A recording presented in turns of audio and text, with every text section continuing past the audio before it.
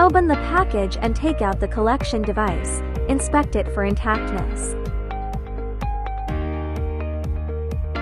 Rinse your mouth with clean water to remove debris, then wait for 30 minutes before sample collection.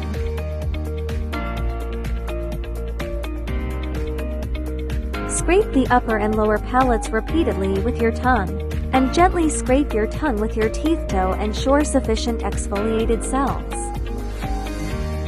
Take out the saliva collector and the cap of the collection tube from the package. Spit saliva slowly into the collection funnel until the liquid saliva reaches the 2 ml graduation mark. Hold the collection tube vertically with one hand, then firmly press the funnel cap closed with the other hand until a click sound is heard. Lift the funnel cap and press it closed again to ensure all preservation liquid inside the cap flows fully into the collection tube.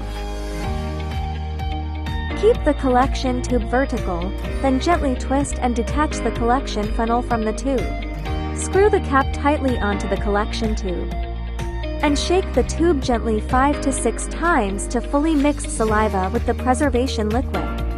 The saliva sample collection is complete. Finally, preserve the sample and send it for testing in a timely manner.